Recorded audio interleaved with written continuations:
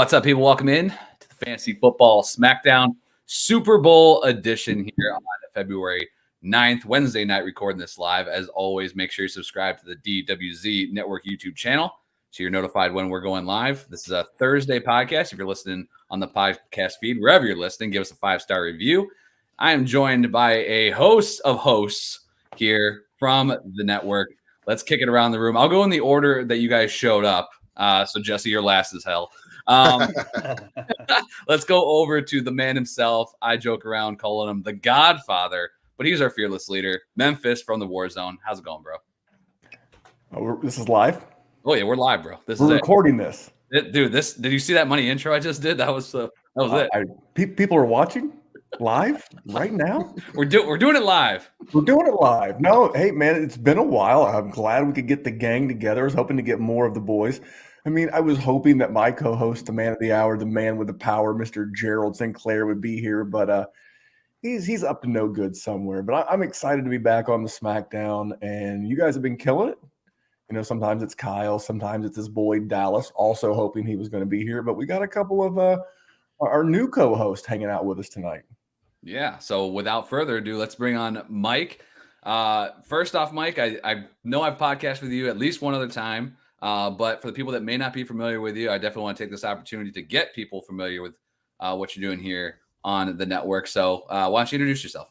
Yeah, my name's Mike. I've been a part of the network now for a little over a year. We started doing Patreon pods just for the Patreon people. And then recently started Dynasty War Games with Jesse going on week 4 this week. So it's been a good time. Good to be part of the family and helping to contribute any way I can. Love it. Yeah, and that's in your podcast feed if you're subscribed. So if you're just a Smackdown listener, shame on you. And you would have already been gifted the War Game shows already, which is awesome. But Jesse, how's it going, man? It's been a minute for you as well, but how you been? I'm doing great. I really appreciate having us on and growing the DWZ brand and just kind of including us. So just to expand on what Mike said a little bit. We also have another co-host, Chad Mendoza, couldn't be here tonight, but is with us almost every Friday. If you'd like to see us or talk to us outside of listening to our podcast, you can find us at DWZ_wargames. Awesome. And you're a good co-host there, Jesse, because I know, I'm doing a Smackdown. I have rotating guests. I don't have a permanent co-host these days. But when I used to, I would go on other shows and I might promote the podcast a little bit, but I'd never mention my co-host. Whenever my co-host went on, they would always mention me, made me look bad. So Jesse, you did a great job there. Mike, maybe Chad won't listen to this, who knows? But real quick, in case people aren't tuned into all of the other shows, what they should be, but Memphis, why don't I do a horrible job of this? So why don't you just tell the people about the Patreon, where they should be looking for that, because they can hang out with all us gents in the chat.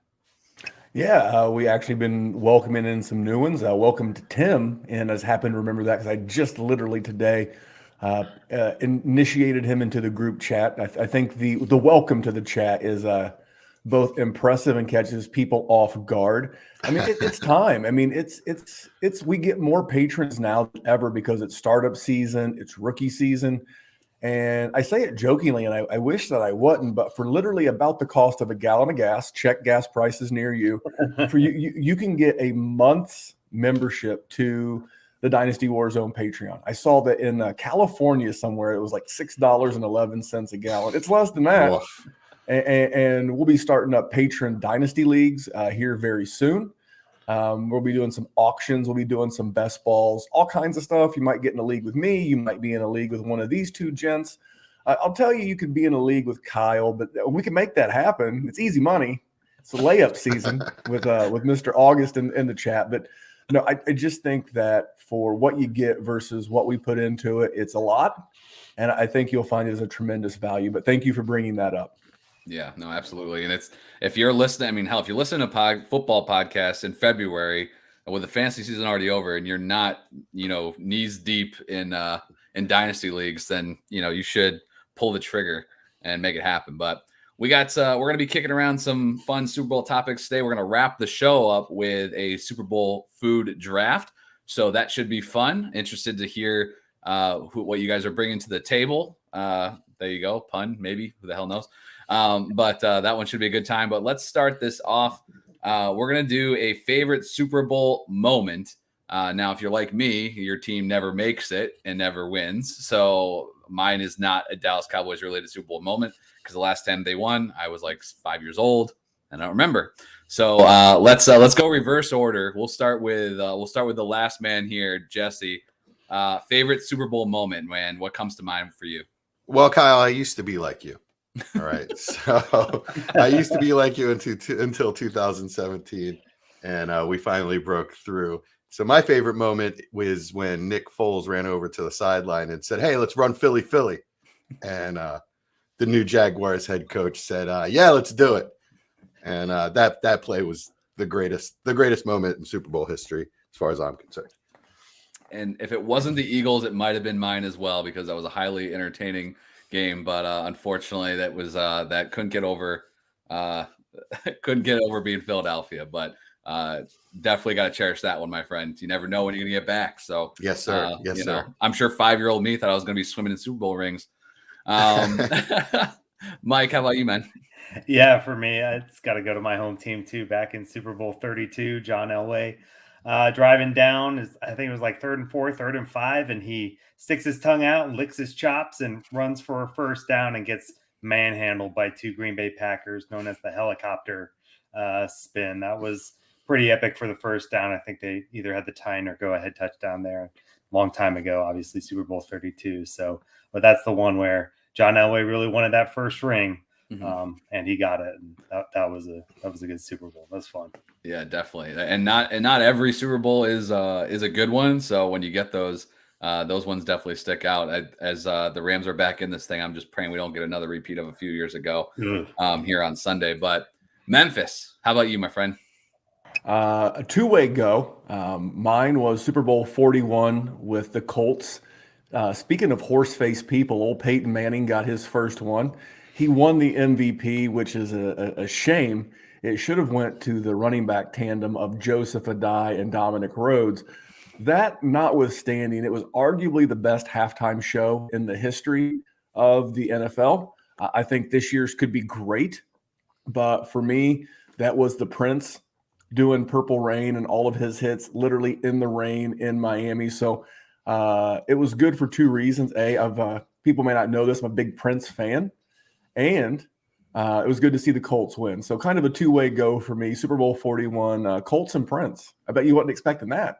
I wasn't, but I like the call. I remember that Colts and Bears Super Bowl. I live outside of Chicago. Not a Bears fan. Have no allegiances. In fact, a lot of my friends are Bears fans, and those guys are assholes. So I remember I was like working at a grocery store, and you could wear your Bears gear like instead of having to wear the whatever uniform. But it said you could wear football stuff. So I've had an old Edgerrin James Colts jersey that I bought for like $10 off some bargain rack, and I wore that. And I got cursed out by some people. It was good times. I was like 16, 17 years old. I didn't care. That was hilarious. Let's be honest, in Chicago, you're probably lucky you didn't get your ass whipped. That's true. I mean, in suburbia, I felt a little safer, I guess, to at least rock that. But go. You got something? I'm sorry, I was going to just say it's a good thing you weren't a Veterans Stadium in Philly. That's all. Yeah, no doubt. So I was at least safe enough there with that. But my favorite Super Bowl moment. There's a few of them, and again, unfortunately, none of them involve my favorite team. But I went with the Seahawks Pats Super Bowl 49, the Malcolm Butler goal line pick. I just remember that because just going out of my mind, definitely was watching that game just because love football. Obviously, that's why we're all here. But that was just an ending no one expected and a play that no one expected. As I was double checking the year on that or whatever, I bumped into the Wikipedia page on it or something, and there's a stat in there that Edgerrin James Marshawn Lynch, had 23 carries in that game, and he had more than 1 yard on 22 of those 23. So it's just they should have given it to Marshawn. But that one was definitely just an all-time Super Bowl moment, and one that I just remember hanging out at a Super Bowl party, not that long ago, Super Bowl 49. So hopefully we'll get a good moment here this weekend with Bengals Rams. Who would have thunk? that this is what we'd be looking at here just a few months ago. Shameless plug as well. If you missed last week's SmackDown, Addison Hayes was on from DLF, and we took a look back at all of our preseason predictions. If you like two guys talking about how wrong they were, that's a great episode to watch, including being over on the Super Bowl matchup, obviously here. So speaking of the big game, I don't know. Can I even say Super Bowl Memphis? Are we going to get sued? No, Okay, I don't good. think so. They- I don't, they're trying, from what I've read, they're trying to copyright or trademark the term big game now. It's like, look, a-holes. Come on, what the hell? I mean, you've already got every advertiser in the country trying to go with a big game so you don't sue them for using Super Bowl. I mean, all they're doing is driving your brand, again, assholes. But I mean, we're just trying to help them. But yeah, it's Super Bowl's fine. We're gonna go with Super Bowl because we're true fans. Good. And no Cowboys, no Michael Irvin memories, by the way. I have this very vague memory of Steelers Cowboys Super Bowl 30. But again, I mean, I just remember the game being on. That's it. I mean, I was 6. So you could be a Jets fan. That's true. There's worse things, I guess, in life. But, hold on. The goddamn Jets. There you go. That kid's never seen anything good, right? I mean, he's got to be like 35 now. Who was it? Like, there was maybe you guys saw it too. Like, was it Dick Butkus or some just old timer NFL? Like, I don't know what his deal was, but he like put some random thing like, at least you're not a Jets fan, or like the Jets haven't seen the Super Bowl in 100 years, like commenting on something. I was like, what is everyone just taking shots at the Jets now, including Memphis? So, yeah. Into the Jets. Yeah. What about Super Bowl prop bets? Let's dive into this thing. We'll kick it off with the master himself, the co-host of the Big Bet Show here. Memphis came prepared with a prop bet. So, what are you looking at, man? Where should the people put a little bit of green this weekend? Make sure the green's legal in your area, both app and herb-based green. We're a free flow podcast here at the DWZ. I'm going to go Odell Beckham Jr. over 63.5 receiving yards. Now, the Bengals are middle of the pack in yards allowed to the wide receiver position on the year. They've given up 2,600 yards in 17 regular season games. And I think that's how you go at them. They're a little bit better against the run. And we've seen Cam Akers struggle in both the yards per carry standpoint over the past couple of games. He had some fumbling issues against Tampa Bay. And I think the best way for them to move the ball against this Bengals team is going to be in the air. If Tyler Higbee suits up at all, he is going to be extremely limited. So if you were the defensive coordinator of the Bengals, who are you going to try to take out? You're going to try to take out Cooper Kupp, which means Odell Beckham Jr., who has been having a pretty good run the last few games, especially in that NFC Championship game. As a guy, I know our good friend, all of ours, Neil Gray, one of the best Aussies out there. He's a huge OBJ fan. I'm going OBJ over 63.5, and I'll throw you a bonus one if you like to get plus money. Now, note, like the OBJ bet, you have to lay $1.15. So that means you have to bet $115 to win 100. Here's one where you actually get plus money back. So you would bet 100 or $1 to win $1.05, whatever you want to look at it. And it's the Rams over or under 3.5 sacks. If you go over, you get $1.05 for every dollar you bet back. If you go under, you lay $1.35. And Joe Burrow has been sacked at least 3 times in 12 of 19 games. So more often than not, they get there 3 times. That pass protection unit in Cincinnati is not great. I was really hoping they were going to hang that number at 2.5, and I was going to smash the over at 3.5. It's a little bit more gambling, but you still got Floyd, you've got Donald, and you've got Von Miller. You got the big stage, and man, I like it. I like teams that can put pressure on Joe Burrow against the blitz. He eats up the blitz. And based on this passing unit, if you're looking for a second one, I do lean to the Rams team total over 3.5 sacks. All right. Prepared, Kyle. Are you happy? I'm not Jerry. This guy coming in. You want me to wing it? No, you're good. I appreciate you as always. Mike, how about you, man? What you got? Yeah, I was gonna say, just going off that bet, shameless plug. Last time Von Miller was in a Super Bowl, he single-handedly won it for the Broncos in Super Bowl 50. So no, I definitely like that one.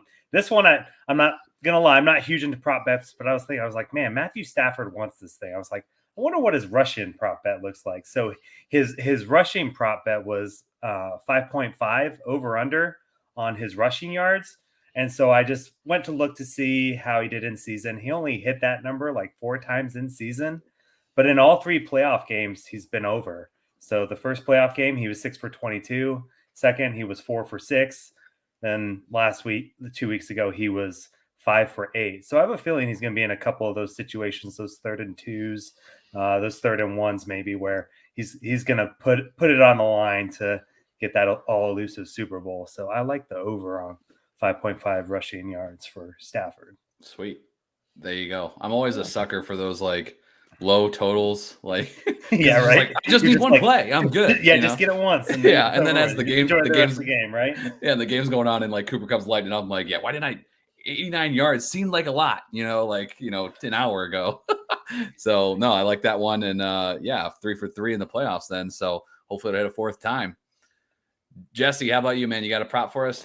Well, funny you should ask. My lovely wife and I are planning on spending the Super Bowl at the wonderful Horseshoe Casino right next to the Ravens Stadium in Baltimore this Sunday. So I've been looking at these a little bit, and I've got a couple in mind. But the one I'm going to throw out here is I'm going to tell you I have a 3-point Memphis plan on this, right? I'm going to build on what Memphis said in 3 ways. Okay, so I'm going to take Joe Mixon under 60.5. Right. So number one, it's at plus 110.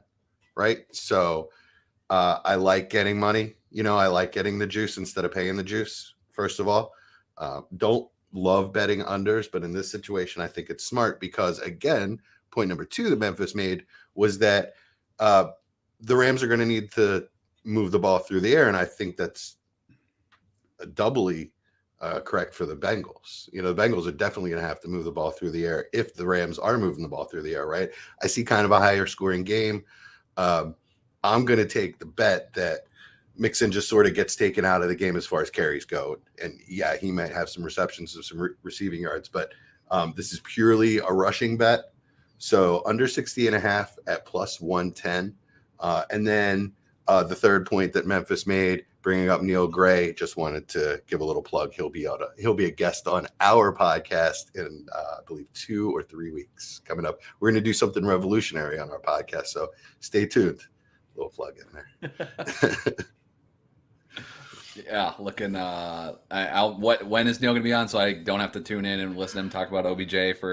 We're hoping to get him. We're hoping to get him. Not the next episode, but the one after. All right. Cool. I love Neil, but Neil is he is very animated anytime Odell Beckham does anything in a game. Like the group chat just goes bananas, and this guy's in Australia. as good of friends as I am with AJ and G of the Aussie guys, you think I'd have some clue of what time it is there, but it's like ungodly times. And this man, I'm like, how much coffee have you had, brother? Slow down a little bit. Well, I think Neil loves OBJ as much as Jesse hates Ben Simmons. So I'd like to see some kind of standoff there. That is about right. Hey, we will know by tomorrow if he's going for James Harden. I dig it, man. Neil's getting a lot of pub on this show. I had this is one I had written down. I locked it in, and then this was before the show tonight, and then maybe literally 20 minutes later, little blurb about Darrell Henderson hopefully being available for the Rams. So I already liked the under on Cam Akers. Total yards was at 84.5. It's at 82.5 just in the last hour going down. But I think regardless, even at 82.5, I'm good taking the under on that. The last 3 weeks that he's been the featured back, total yards 95, but that included a 40-yard reception, 68 and 50. I think that Akers will still be the lead back there even if Henderson's active, so I'm not worried about that. I would prefer if Henderson wasn't, just to keep that number a little higher. But if you can lock it in now, you're still good at 82.5, and I like the under Cam Akers. It will feel weird if you expect the Rams to win. They're favorites. You don't want to go after the running back under on rushing yards, especially if you think they're going to be rushing the ball late, trying to run the clock out. But I think this will be a close game. And we've seen from Akers, while the lead back hasn't put up a ton of yardage. Memphis, I think, mentioned the efficiency there hasn't really been great, but he's been the guy. So for now, that total will stay high enough. You can bet the under on it. And I feel pretty good about that one. So, yeah, that's mine. So any thoughts on any of those before we move into some predictions? Memphis, got a critique for me? I listen to a lot of gambling podcasts, and another good one that I really heard is Rams to outgain the Bengals in total yardage. So sacks are a team stat, whereas, it doesn't come off Joe Burrow's passing total. If Joe Burrow takes a sack, his passing total in terms of yardage does not go down by 9 yards.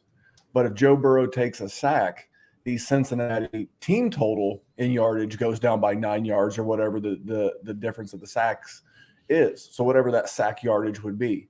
So if you think my initial prop is good and that you think the Rams are going to create a lot of sacks and chaos in the backfield, then that favors a team that, from a yardage perspective, because you give up 4 sacks at 7 yards, you just went back negative 30 yards, and in a game where the winning team will probably have between 350 and 400 yards of total offense, you're talking about going backwards 10%. So the one prop works with the other if you like my sack. That's the only other thing I had. Look for correlated things that if this happens, and my last thing, I promise will be the last thing, You're good. is if CJ Uzoma or Tyler Higbee go, and any of these sports books have the audacity to hang a number on these guys, just bet the under. You are 100%, you have the best of this. I made a good chunk of coin last year. It was a Thursday night game where Keenan Allen was rumored to be playing, and it was in the fantasy playoffs last year. And obviously Kyle got bit. He got bit by this, and it was like, he's going to be playing, but he's going to be super limited.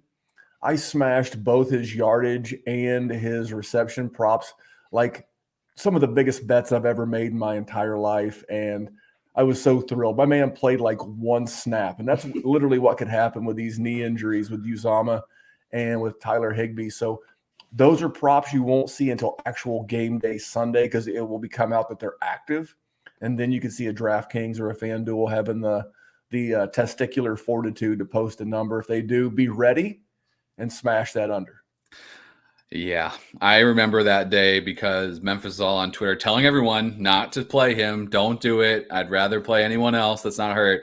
And I just happened to be in a spot where there was one place I couldn't get it on my lineup, and I'm just sitting there getting kicked repeatedly in the nads and having to stare at that crap score all weekend, waiting for Sunday to roll around so it would go away. But before we get in predictions, a couple other just quick ones that I had on here in case anyone stole any of mine.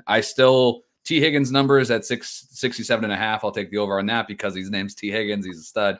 And I like, if you want to try to just hit a little extra there, I think I couldn't find it on here on the fly, and I didn't jot it down. I think it was at plus 400, but I don't mind Cooper Kupp MVP. If Stafford only ends up with just 2 touchdowns, and those could go to Kupp. I think Kupp, if him doing what he's been doing, I wouldn't mind placing a bet there if you don't want to go with the QBs. You want to take a shot on it. I hate to agree with Kyle, but I do, because here's the thing. The NFL honors thing will be the night before the Super Bowl. And we all have heard Cooper Kupp should be in the running. He's not winning the MVP. And, I could see it being a make good if he has a great game, or he, like the same game he had in the NFC Championship game where he has like 9 catches for 182 yards and 2 touchdowns. Mm-hmm. They'd be like, screw it, give him that MVP. Fine. Just fine, give it to him. So yeah, I don't hate that. I threw a few bucks on there just because I was thinking about it. So I'm like, I don't want it to happen, and then I didn't do it. So I have a couple bucks. We'll see.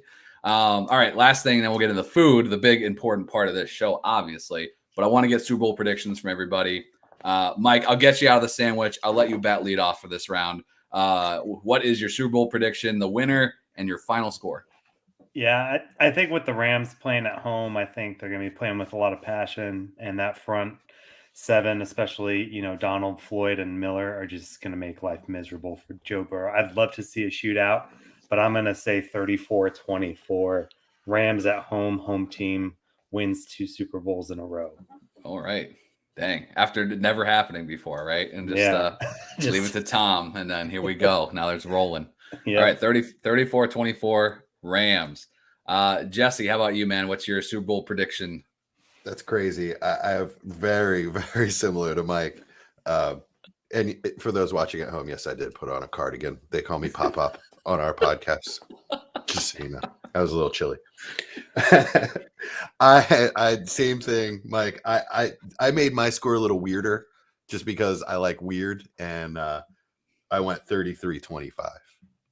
33 rarely happens, so I just thought it would be fun. That's if that happens, Jesse, there's going to be some guy out there that thought he got hosed on Super Bowl square that's going to be thrilled. So you're in. I know we've had some weird things happen. I remember that. I sorry to bring up the bad memory there, but what was it? Peyton when he was on the Rams, and he there was a safety to start that game, right? So that 2 threw everything off right out of the gate. You never know. So all right, so we got 2 for the Rams covering, I guess, in both these cases, because I believe the line's still 4. Memphis, what's your thoughts, man? I know it's not good manners, but I'm gonna answer your question by asking a question. Would you prefer Sean McVay or Zach Taylor? I rest my case, Your Honor. I am going Rams 27-21. I believe that total they have over at FanDuel or DraftKings, it's right around 48 and a half. I think, those Vegas guys, those lines makers are really sharp. And I think that's a really good number. And I think that Sean McVay's been there. He got outcoached by the genius. He got Belichicked once before.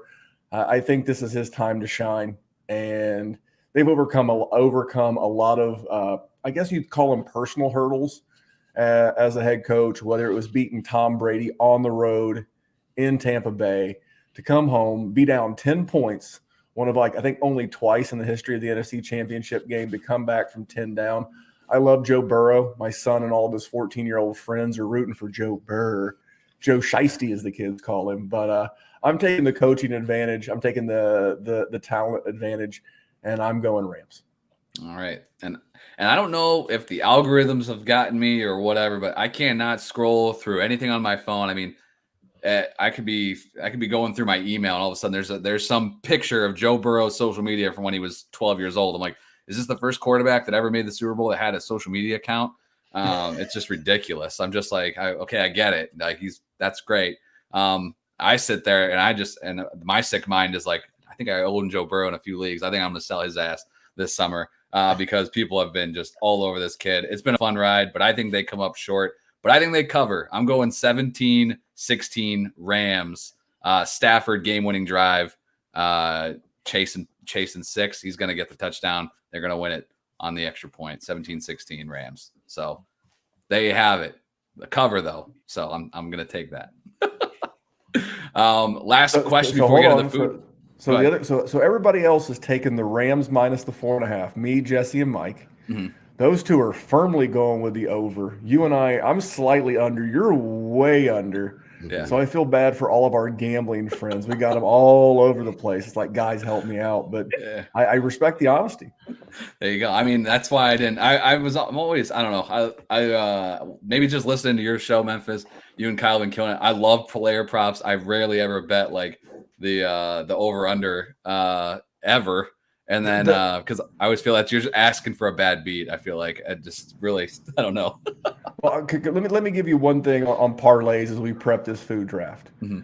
They don't advertise them because they don't want you to bet them. They want you to bet bad parlays because it's hard enough to win one bet. Mm-hmm. So what the hell? Why not bet 2 or 3 things that all have to go right just so you can win?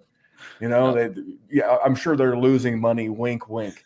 How about this? If you like a couple of player props, like let's say you like Cooper Kupp over his reception and his yardage, try and parlay that. Let me know how that works out, kids. That's my favorite way to lose the day. They're going to say, sorry, this bet combination is not possible. Why?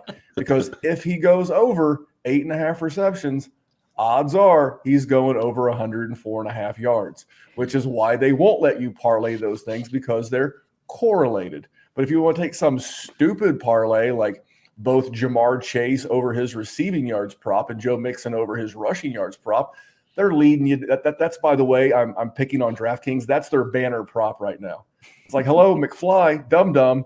If Jamar Chase goes off, the odds of Joe Mixon hitting his rushing prop, they don't correlate. You're actually working against yourself. Be very careful with these raggedy rat soup eating bookies and what they're trying to do to you from a prop standpoint. One thing, it didn't work, and I felt I had a really good. Well, I never know the names of these stupid rounds. 2 weeks ago, I was feeling all high because the week before I hit on a couple things. I hit a parlay. I was like feeling good about myself. So I feel gun shy. I don't know if I should, but last week or 2 weeks ago, I took the Kansas City money line and then over 3 sacks. Now, obviously that didn't hit, but I feel like if you want to kind of get that money, if you feel good at just going straight money line, and you also like Memphis's bet about the sack total, which is hit more often than not, again, as far as defenses against Cincinnati, that is something that I might try again, even though I got burned by it a couple weeks ago. But I'm sure you can figure one of those out. But anyway, enough of that, I guess. Let's move into the Super Bowl food draft. So unless you are paying $9,000, apparently, according to StubHub today, you're not going to the Super Bowl. Maybe you're going to a Super Bowl party. And as always, the food is usually the main event for me anyway. So we're going Super Bowl food draft here today. We'll kick it around the room. You guys, I didn't really discuss. I guess I didn't hammer this out ahead of time. You guys you want to do 3 rounds or 4? 4. 4. All right. 4 if we include a beverage. All right. Because 16 food items is going to get thin. We're going to wind up with mom's homemade carrot cake from night. It's going to get weird. So let's include one beverage. All right. Fourth round beverage round. Anyone say no? Sounds good. I'm good with that. You prepared for that, Mike? We're springing on you last minute. Sure. Yeah, I don't drink, but I'll come up with something really great. All right, it's all right. It can be any beverage. Give it away. I mean, I'm right now. And thanks for coming on, Mike. We're gonna see you later, buddy. Yeah. I mean, I'm drinking. I don't know why I'm drinking this Monster at 9 p.m. But I guess I know. I was about to say. I would say I got to edit this thing when we're done, but I don't. Everybody knows I don't edit. I just end the post. All right, here we go. Let's for my sake, we're gonna go in the order that I got you guys here, and we're gonna let Memphis bat lead off. He was actually the brainchild of this idea to get us all together. So I greatly appreciate that, because I didn't have to come up with something that wouldn't have been as good. So we're talking Super Bowl food draft with the 101. We're going to go to Memphis. I am going chicken wings. This is one that my son and I have done the last 2 years. Yes, we air fry them. Yes, you can judge me. No, I don't give a shit. Because here's the thing. Chicken wings in and of themselves aren't that bad for you until you drop them in a bunch of grease and fry them at 400 bajillion degrees. Nah, dog, air fryer, mix those things up. I'm going chicken wings, the 101 for me this year. All right. You got sauce? Got a fave? I am hot to the point that it still has a pleasurable taste to go along with it. I'm not so hot that you can't feel your face and you're just in pain. Your eyes are watering. You can't really see the commercials. It's like, what have you done? This is not pleasurable. I mean, maybe some people are into that, and that's cool too. But for me, no. I go to Buffalo Wild Wings as an example, and I get their second hottest, like not the blazing, but the one like a hot barbecue or something like that. Okay, yeah, I'm with you on that. I dig it. All right, so we got air fried wings. That is now in the books here officially. All right, so wings is off the board. That's probably a pretty popular one, so I dig that. We'll go to Mike for the 102. Oh, 102. I don't think I wanted to be here. This one's going to be kind of boring, I think. You trade back? Yeah, right. I trade back here. try to pick up another second for a third rounder. Mike's hungry. I'm just going to go straight pizza, any kind of pizza. So whether it's your deep dish or your hand tossed or your thin and crispy with all your crazy, like Joe Burrow says, you got to have pineapple on your pizza, right? I saw tweets about that, right? So, I think pizza is your standard go-to for a Super Bowl party. You got to have it. Okay. And I mean, you're setting me up because Memphis already did the same thing. Do you have a 101 of toppings, you, Mike, personally? I won't judge you. This is, no judgment, but I get this every time. I love spinach, mushrooms, and bacon bits. Bacon. It's like, makes you feel good enough with a little bit of green, but then at the same time, you got to have the bacon on there. So spoken like someone from Colorado. Good there Lord. You go. Spinach. The answer is pepperoni. Thank you. Okay, there we go. Jesse lays it down. All right. Well, good stuff. So we got wings and pizza off the board already. Jesse, what's next up at the buffet? Well, oddly enough, Memphis took my 101, my first rounder, which was air fryer wings. Real quick tip for you, Memphis. When I do air fryer wings, I do them till they're about 98% done. Pull them out, sauce them, throw them back in for another 4 or 5 minutes, pull them out, sauce them again. One day I will tell you how we, when this was many years ago when I worked in a restaurant and we used to double fry the wings. Yeah. And a little old lady got a breaded tenderloin that had been fried in the same oil as the super hot wings. And that seasoning transferred over to the little old lady. Sorry about that. Sorry about that, G-Maw. Sorry, your roof of your bland. I hope she survived. That's not a me problem. Nice, Dang. nice. Okay. All right. All right. Well, old ladies. I do have something prepared that is definitely worthy of a first round pick. So when I think of party food, comfort food, I think of my time in the South, and this is something I learned down there. It's called a gator bite. It's not made out of alligator. Okay. So you take a jalapeno pepper, biggest one you could find, slice it in half, hollow it out, fill it with cream cheese, and wrap it with cooked bacon, throw it on the grill for a couple minutes. That sucker is delicious. All right. I dig it. I just got to find someone to make it for me, but then I'm good. So, all right. Good stuff. Gator bite. There you have it. So that's going to be a tough act to follow because that's way more creative. But I'm going to the way when I was going through these rankings, this is very similar if we were doing for me, like we're doing a draft day food. But like for me, if I'm watching the Super Bowl, maybe not as much as draft, like, your fantasy draft day, but I'm like kind of I just want to grab it and go. I don't want to be messing around with anything. I like to kind of graze around, right? I maybe go up to that table like 7 or 8 times throughout the night. I never really get a full plate of anything. So for me, my first round pick is going to be chili because that thing just stays warm all day long. You can go get a little, you're feeling good. You're a little hungrier, fill up that bowl, cheese, onions, whatever, sour cream, don't care. If it's hot sauce that thing up and it's a good time. You just keep eating it throughout the entire day. So I'm going to go with chili to wrap up the first round here. So I'm getting hungry already, but we'll kick it back to Memphis, man. You got wings already. So you're doing pretty good. What's your second rounder? This is the staple. We call it shit on a shingle, but I mean, that's kind of a dumb name. It's the little 2-inch by 2-inch pumpernickel breads. And you put those out on a baking sheet. Yes, use aluminum foil, makes cleanup a snap. And you put those down. And then in a crock pot earlier in the day, you take a pound of spicy sausage, a pound of hamburger, a block of Velveeta cheese, and a jar of salsa. And you let that stuff stir. And about maybe a half hour before you want to serve it, you take that concoction out of the crock pot, you spread it across the little pumpernickel breads. You throw it in the oven for just long enough to get that stuff good and warm. It's an hors d'oeuvre, a Harris d'oeuvre, and they are delicious as you're waiting for your chicken wings to air fry. The Cooking Tips with Memphis show is definitely got to be in the works here on the network. Shit on a shingle. It's weird because I've definitely heard food called that, but it's not what you're describing. It's usually related to dry beef gravy. Yeah, so, cream chip beef on toast. Yeah. Normally, as a gentleman who has Southern roots, that's white gravy with toast and dry beef in it. But no, that's just what we've always called them. But You know, I am the fattest in shape guy you'll ever meet. My inner fat kid runs wild. You got it. You can have those days, man. It's no problem. Join. Oh, for join sure. the That's a club here. Super Bowl. Gonna get weird.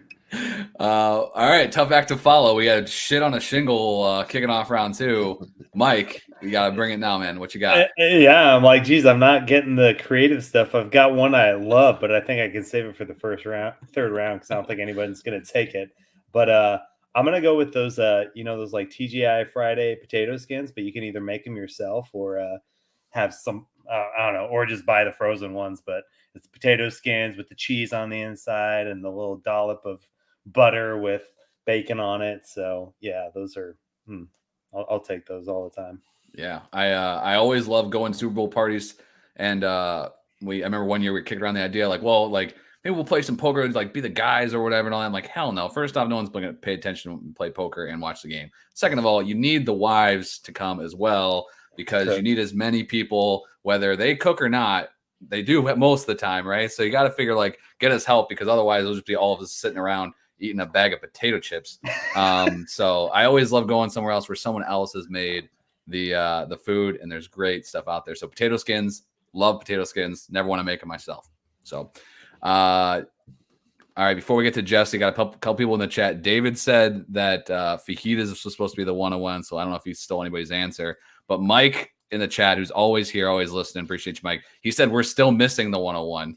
So we haven't even hit the best Super Bowl food yet. So Jesse, no pressure or anything, but Mike's calling our asses out. All right. Well, there are a few classics left, right? What I'm going to go with is, some people call it pigs in a blanket. Some people might call them bagel dogs, whatever you want to call it.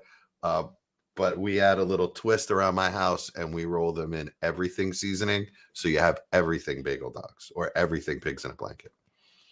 Nice. That is, and that's some next level stuff here. I'm learning some things, because we're going to start a cooking pod. Yeah. I don't know what I'm going to eat when this podcast is over, but man, I'm hungry. Yeah, no the kidding. Dynasty Food Zone coming soon to a podcast near you. Yeah, no kidding. Dang. All right. That's pretty good. I'm gonna go. I'm going off my board here a little, because I feel like these need to be represented, and I feel like I'm not sure anyone else is going to pick these because they're weird ass things. But for my second round pick to wrap up round 2, I'm going to go with what I have dubbed as Trailer Park Bruschetta, also known as Hoagie Dip, which in essence is just a bunch of deli meats, usually like salami, pepperoni, ham, cheese, chopped up like real tiny. Throw some like mayo in there, some Italian seasoning, whatever. It's like an Italian sub pretty much without the sub. It's just the guts of it. And you buy like that, those long like French bread loaves, cut them up into small pieces, and just kind of bruschetta that stuff on there. It's just an Italian sub pretty much, but it's bite-sized. And again, you can just eat it all freaking day, and it's all good. So I'm going to go with Hoagie Dip / Trailer Park Bruschetta to wrap up round 2. So hopefully I did you proud there, Memphis. Yeah, I mean, get in where you fit in.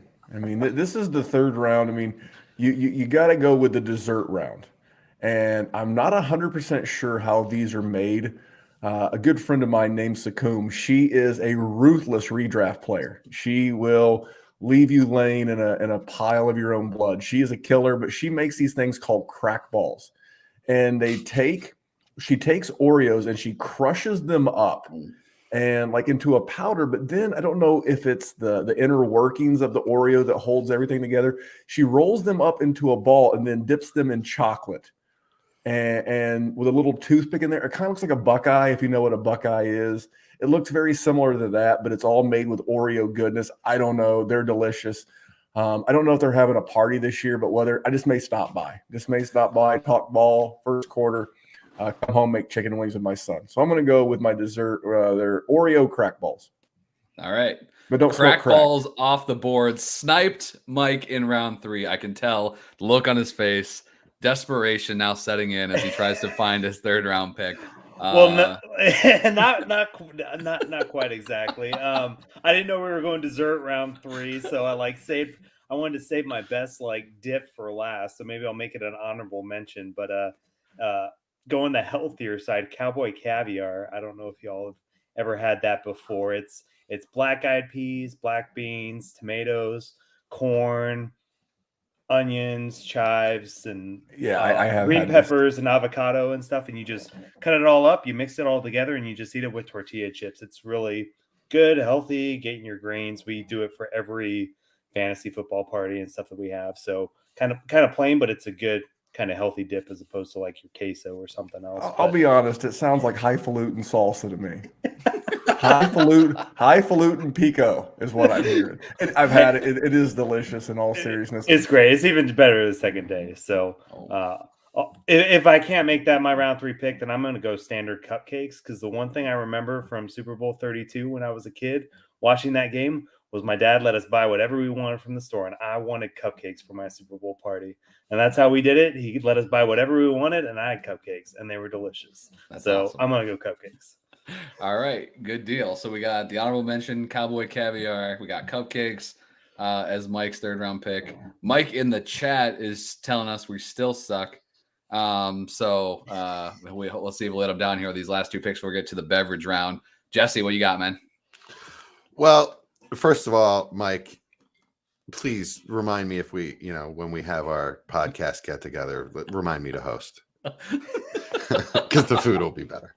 There'll be plenty of cardigans for all right? Yes, and there will be drinks.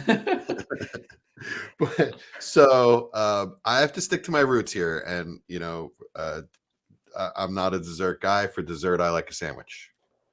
So I love it. Ice cream sandwich, a fat boy? No, I want a sandwich. So I am going true Philly roots here, and that is Italian beef sandwich, right? So you get some good Italian rolls, some shaved roast beef. You cook it in a crock pot with au jus.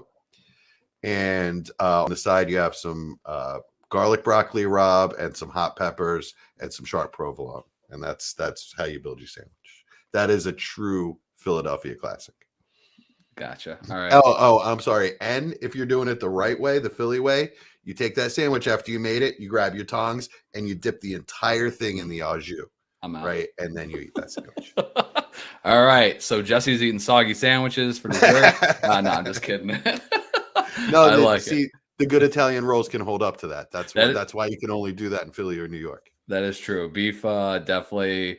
It was not a thing where I lived anywhere before and moved to Chicago, and it is a big deal. And I do not order mine dipped, and people criticize me intensely. But I get it. So, all right, I dig it. Similar to Jesse, I'm not necessarily a sweets guy either. Most of my consumption throughout the day will probably be mentioned here in round 4.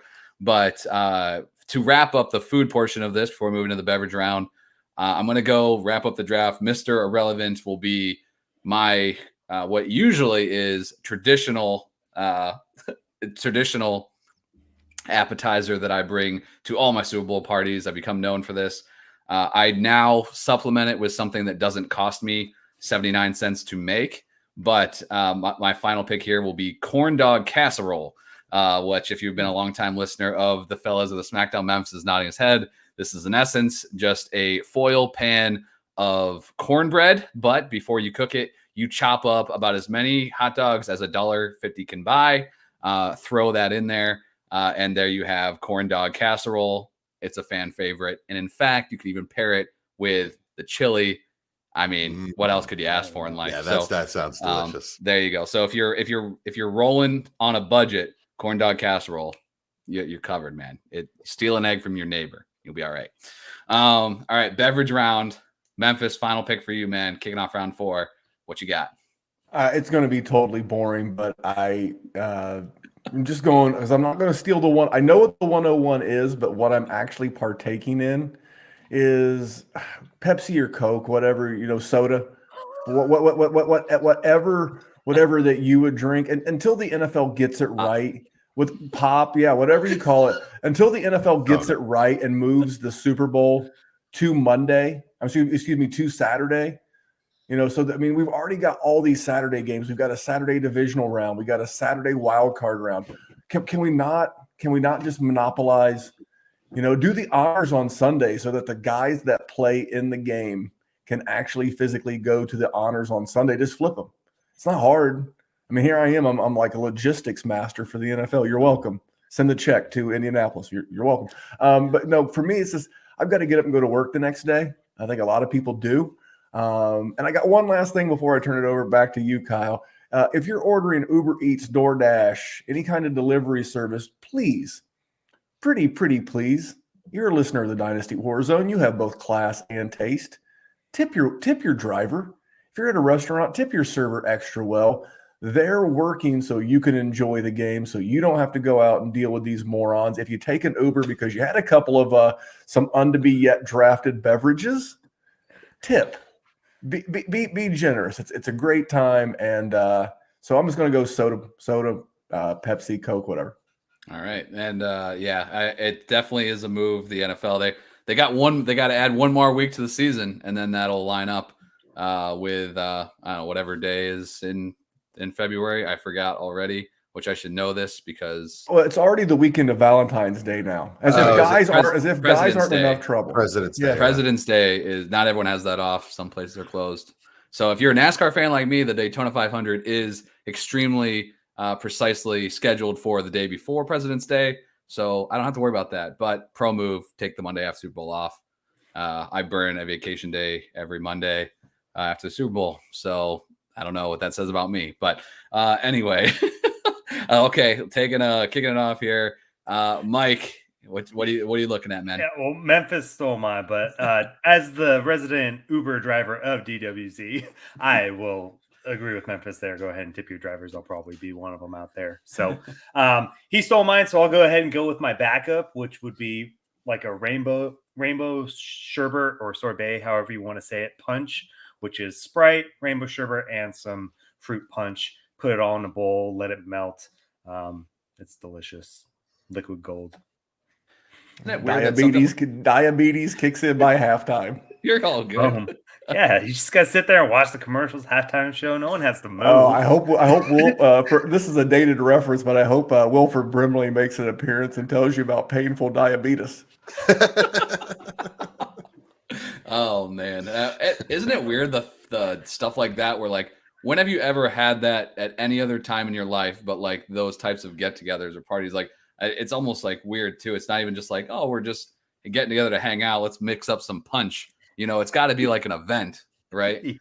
Because because Sprite and sherbet or whatever is so intense to go out and track down and throw in a bowl. Well, and just to find something to mix it in is the big deal, I think. Whatever. Sherbet? I think I met Sherbet at an evening club one time. Oh man. I think I saw her one day open for like a 90s R&B act. She might be opening for the Super Bowl. Who knows? Got like 18 people up there now. Never mind. All right, Jesse. I will not listen to any blasphemy about this Super Bowl halftime show. I'm looking very forward to this. I hope. Do you need another Paul McCartney?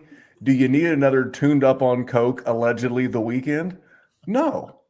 Let Snoop, let Dre, let Eminem, let them Mary J. Blige, let them entertain you. Let them in your heart, Kyle. Let them in your heart. I'm in. Don't worry. I have a bit of a problem with that halftime show because if you listen to Snoop and you're about what he's all about, well, you're taking that halftime to do what Snoop normally does, most of the day. You missed. So I can't really do both. I can't do that in my living room. I'm an adult. All right. Anyway, moving on. So I have to say I can't back off. I can't take I can't take a break from the verbal sparring from our podcast. Mike, too humble, my friend. It's just so everybody out there knows that Mike's a captain in the Army. He's not just an Uber driver, okay? Anyway. Thanks, Jesse. Yes, sir. Yes, sir. So I as far as a beverage goes, I'll be drinking a hard seltzer during the game. That's not my pick, though, because I know that's very unpopular. I like after the game to have one neat glass of Macallan 18. So I like a nice single malt, one glass to enjoy and sort of kind of calm down after the excitement. Gotta chase that sandwich with something, man. Yeah, exactly. So, there you go. Well, I'm gonna put a bow on this thing, and everyone, my my first favorite beverage is beer, especially free. But second favorite is cold. So I am not picky. A couple cold brews, I'm in. Whatever's there, whatever I found at the gas station on my way to wherever I'm going or whatever. Yeah, man, it's a good time. Got to pace yourself, be safe, all of those good things. And obviously, if you're working the next day, be careful. I have worked on that Monday hungover before, and it is not a good time. So I've learned from my lessons. And but nothing wrong with a few beers during the game. So not picky though. I won't stir up anything here and go on any other rant. But any honorable mentions as we close this thing up, because Mike in the chat is still saying that we completely missed the boat on the his top 2, 101, 102. But any honorable mentions for you guys you want to throw out here as we're wrapping this thing up? Yeah, I have one. There's just one that we didn't mention, and that's meatballs. I mean, homemade meatballs in a crock pot. How can you go wrong? Yeah. And if you're too lazy to make them, Costco has an amazing meatball that all you got to do is throw them in the crock pot. So yeah, meatballs is a staple. Mike Kinney, he said nachos. That's true. Here's why I didn't pick potato chips. I don't want anyone rubbing their dirty gypsy fingers all over the food. I'm trying to eat. I mean, people bring their kids, which is totally cool. I mean, I'm all about everybody coming by and having fun at the Super Bowl party. It's bad enough, taking those things with toothpicks and forks already, but to know that we're all just going to cram our crusty digits into a bag of Doritos is a hard no for me, dog. Crusty digits. I mean, I'm not going to be looking at a bag of chips this weekend the same after that. So with my 4-year-old, 6-year-old, and 8-year-old, I'm going to think of Memphis saying that every single time they reach their little grubby fingers. And nose running like a faucet, rubbing it with their wrist. Good thing it's just us. We'll give each other COVID. Oh, yeah. Any other honorable mentions as we're moving? God, the meatballs one was good. That was definitely on my list as well. Any other honorable mentions for the people? I mean, spinach artichoke dip is okay. Sorry, there's a healthy alternative. There you go. I'll keep the greens. Are you got the pita? Is that how you're rolling or? No, I just go straight potato. Just all right. Chip, the pretzel chip things, if you can that's kind of been my kick recently. I've been using like those for pretty much anything. So yeah, that's I can live with that though. It's good stuff. Mike also mentioned in the chat, Mike Kinney said pulled pork sliders, which if you can get pulled pork, again, if someone is willing to make that and bring it and drag it to wherever we're going, I will eat the hell out of that and not feel bad about it. So good Same stuff. with cheeseburgers, by the way. Any kind of like sandwich. If someone's willing to put those bad boys together, I'm down. Yes. But it's the Super Bowl and it's supposed to be fun. Mm-hmm. And I'm always building in cleanup and just overall, trying to watch the game. Mm-hmm. You don't want to be, I gotta refill the nacho bar. Are there more chips? You got any more cheese? How about salsa? You don't need that shit in your life. Just throw this shit on the table and let people eat. Go do yourself a favor, run to Dollar Tree, General, whatever store, buy a $1 tablecloth, and that way when that game ends, you wrap that bitch up and just chuck it into the garbage can. Nothing doesn't matter. Get your crock pot the hell out of the way. This thing's going out, and there you go. It's like a table equivalent of tinfoil that we mentioned earlier with Memphis's cooking tips. So you guys have been awesome. This has been a fun time. Appreciate you guys chiming in here. Mike cracks me up. Mike Kinney in the chat said a veggie platter. So there you go. That's for profiling purposes. I'll be real honest with you. There you go. Who's gonna take the cauliflower out of that thing? I just set it up, put a hidden camera in there, and I'm just taking notes. Who actually ate that broccoli? You didn't even no ranch even. You didn't even dip you identified yourself. All right, boys. Well, enjoy the game this weekend. Appreciate all you guys listening. We're right here at the hour, so you guys nailed it. Again, as always, check out all the shows here on the Dynasty Warzone Network. Mike, Jesse, Chad with the War Games has been fun. I've been checking that out. It has been refreshing because it mixes it up. It's something different. Thank You you, know, sir. we kind of Thank get you. stuck. So I appreciate you guys. I love the little glimpse into the banter between you, even with Memphis. I having to sit here and watch it. Now I'm just giving you a hard time, man. It was a good time. So appreciate you guys. As a reminder, can you remind guys when they can expect to see that in the feed? Absolutely, yes. We're every Tuesday we get released.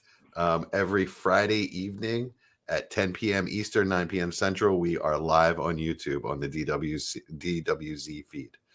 Nice. Awesome. And Memphis, any good guest topics of discussion here as we are in the heat of dynasty season coming up on the war zone? Yeah, we've been kicking off rookie season. The guests have been a little bit intermittent because there's still some other things going on, like the Super Bowl. This past Wednesday, we had Bruce Mattson from the DLF at Metric Scout on Twitter. Jerry was working. Bruce jumped on with me. He and I took a look at the wide receiver class for this 2022 class. We've got a bunch of guests lined up this coming show this next week after the Super Bowl. With it being Valentine's Day, it's an annual tradition. We're going to be doing our all Valentine's team, the team that we're looking to cuff up going into the 2022 season. And then the following week, we'll do our all breakup team. That's the guys that we're going to break up with. We're going to get them off of our roster going into 2022. And then the rookie content will really kick off in earnest. And even though he couldn't make it, I do want to hype up our boy Dallas. Dallas has absolutely been killing the game on the rookie rundown. That drops on Monday. If you need some rookie coverage, check out the Dynasty Warzone podcast. He's not been doing it on YouTube just because he's been working a lot, but he's still doing a great job delivering terrific audio gold for you guys. And because he's been releasing on Monday and he's getting that show to me early, and Jerry and I, due to my schedule with my son's baseball career, I guess we'll call it, we've been recording on Monday. So what Jerry and I may do is start going back to doing mock draft Monday. So if we do that, it could add a new twist to the show schedule. You'll still get the Dynasty Warzone every week, but if you're subscribed to the YouTube channel, you'll start seeing mock draft Monday. Bruce, who just joined me, he's guaranteed an appearance on at least one mock draft. I would love to have you guys. We'll get Dallas. We'll have a good mix of guests, and we'll be doing 1, 2, 3 rounds of rookie drafts, tight end premium, super flex, 1 QB, no IDP. We don't go down that road, but a lot of rookie content between now and startup season, which is right around the corner. Awesome. This is we are not slowing down, obviously, here. Content almost every day of the week. I will be back here next week taking a look at my 2022 wish list. It'll be a little bit of a preview of, kind of where we want, what teams we want to address certain positions, where we want guys to go. Maybe we want players to go away from their situation. I'm looking at you, Mike Williams, Palmer for life, and those types of things. So 2022 wish list will be coming out here on the Smackdown next week. So just stay subscribed. You won't miss anything. So for Memphis, Mike, Jesse, and myself, enjoy the Super Bowl, and we'll catch you guys later on next week. We'll see you.